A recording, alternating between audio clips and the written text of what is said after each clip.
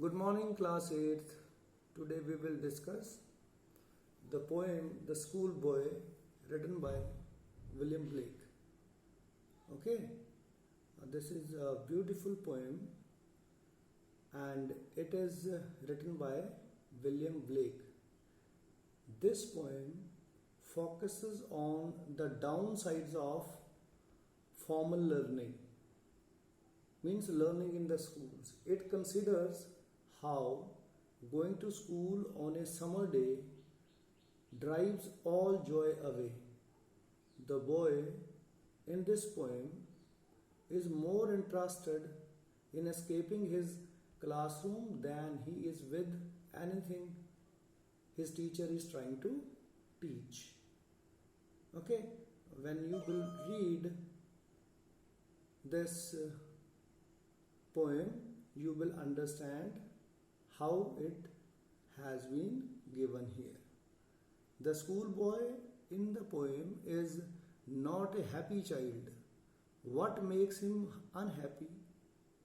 Why does he compare himself to a bird that lives in a cage or a plant that withers when it should blossom? Okay, so this is the introduction to the poem. The schoolboy in the poem is not a happy child. We will see. Now the question is, what makes him unhappy? And why is he comparing himself to a bird that lives in a cage? Why does he compare himself to a plant that withers when it should blossom? Okay, blossoms and wither that dry up. So he has compared himself to a bird or a plant. Why? We will see in the poem. This poem actually has been written from the perspective of a young boy who hates going to school in a disciplined way and rather desires to be like the birds. For him, the school is just like a prison which does not allow the creativity of a person to flourish. This poem has been divided into 6 stanzas, dear students, and it is having a rhyming scheme as A, B, A, B, B, A, B, A, B, B. You will see last word of first line rhymes with last word of third line. Okay, like in the first stanza you will see ending word of first line and third line are same in pronunciation. They are rhyming with each other. Morn, horn. Okay, and second rhymes with fourth and fifth. Second line's last word rhymes with last word of line 4 and 5th, like tree, me, company. So this is the rhyming scheme of this poem. Thus in this poem the poet describes the innocent nature and desires of a young boy. Okay, now let's discuss what is given in stanza 1. I love to rise in a summer morn when the birds sing on every tree. The distant huntsman winds his horn and the skylark sings with me. Oh, what sweet company. I love to rise in a summer morn. Summer season, morn means morning. I love to rise in such a season. Okay, summer season, and birds are found to be singing in the morning on the trees.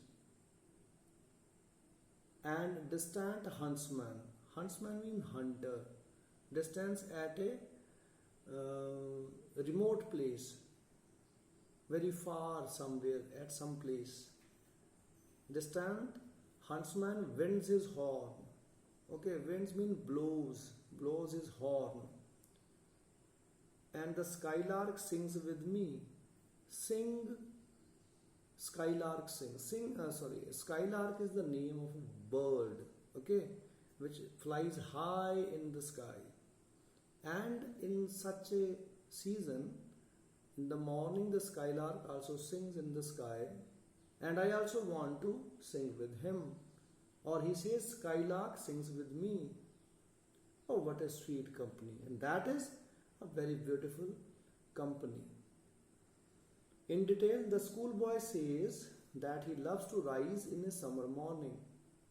It is time when the birds sing on every tree. Huntsman blows his horn far away. That is, he makes way towards hunting. By blowing his horn means wiggle, he gets ready and he is making his way towards hunting. And the skylark sings with the boy. According to the schoolboy, it is the best company and he enjoys it very much. Dear students, first stanza of the poem is all about the things which make schoolboy happy. He likes the birds, love to rise in the morning and enjoy the activities which happen at that time. The morning time is the time of hope and aspirations. Hence, humans as well as animals wake up in pursuit of goal. Means they are ready to do something new. They are ready to achieve their targets with the new day. Okay. So this is what has been given here in the first stanza. Now, second stanza. But to go to school in a summer morn, oh, it drives all joy away. Under a cruel eye outborn, the little ones spend the day in sighing and dismay. Okay. Now, what is given here? Here, he is telling us that he is not interested to go to school. Why? Here in this stanza, the tone of the word totally changes. Okay? From delight, rejoicing and hope to dismay and joylessness. His tone changes from delight, happiness, hopes to dismay and joylessness. Schoolboy says that going to the school in the summer morning is something which takes away all his joy. Means he is not ready to go to school. In the school, the students have to spend all their day under a teacher who is outdated fashion. You will see here the word used, outworn, outdated. Okay, which is very old, which is not longer usable, outdated fashion. So they have to spend all their day under a teacher who in outdated fashion keeps an eye on the schoolboys so that they may follow the rules and regulations strictly. And this is not liked by the boys. Thus, the young ones, according to him, have to spend their day in distress and sadness. They are always sad. This stanza also describes the schoolboy's concern over the way school work. He is telling us how the schools are working. The children are kept under strict surveillance and they are forced to obey the rules which may snatch their joys. Okay? Which make their lives joyless. So, you will easily understand what does he say? What to go to school in a summer morning? In such a pleasant morning, on such a pleasant morning, going to school is not liked by the boy. He says, oh, it drives all joy away. All the joy is snatched when it comes that we need to go to school on such a beautiful summer morning. And they have to stay under the cruel eye outborn. Outborn, I told, in an outdated fashion. A teacher keeps an eye, cruel eye, on the schoolboys so that they could learn the rules and regulations of the school strictly. And the little ones spend the day. They have to spend the day under the surveillance, okay, of the teacher in sighing and dismay. Sighing. Sighing is sinking of dismay. Actually, okay.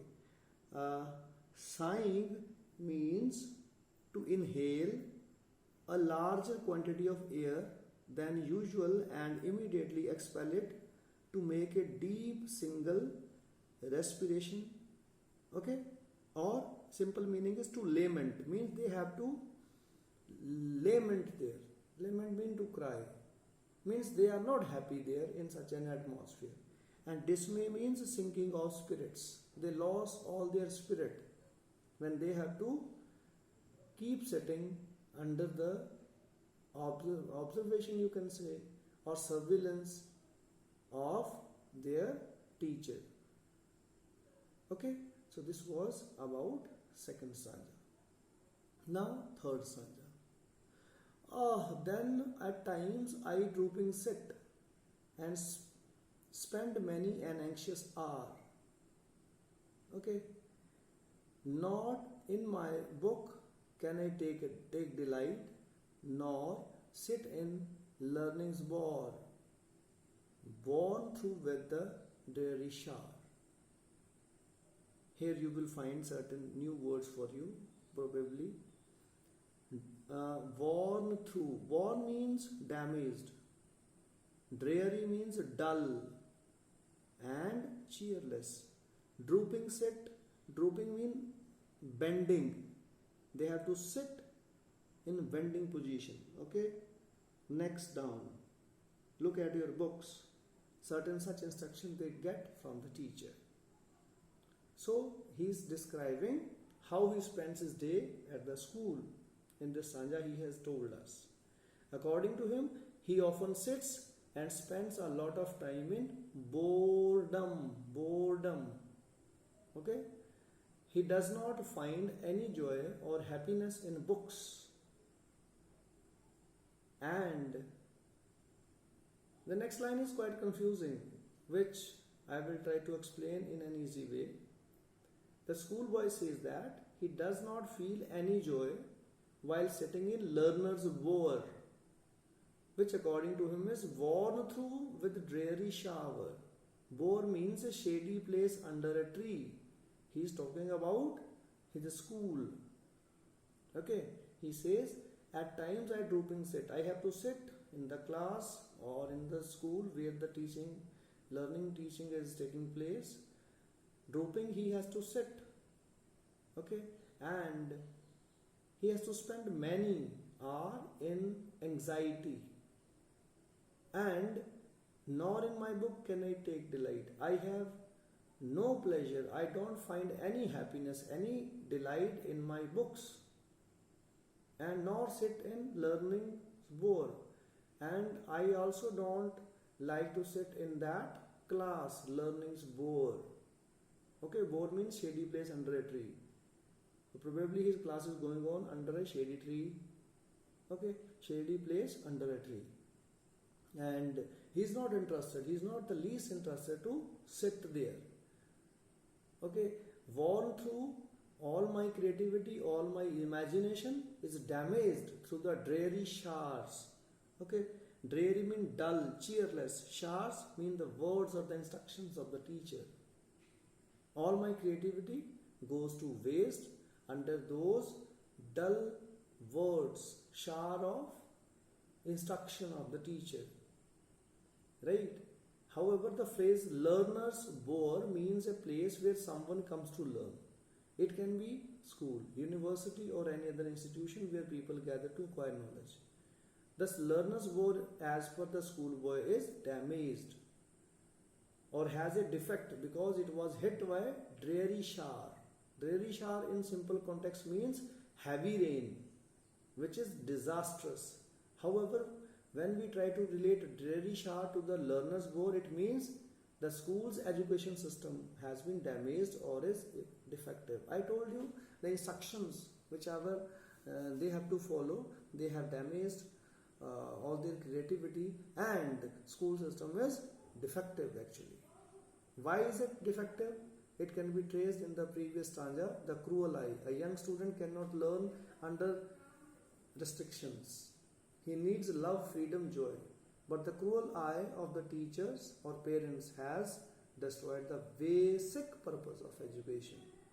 The students are forced to learn those things which make them capable of acquiring materialistic things, and for that they have to give up all the things which would have otherwise made them a better human.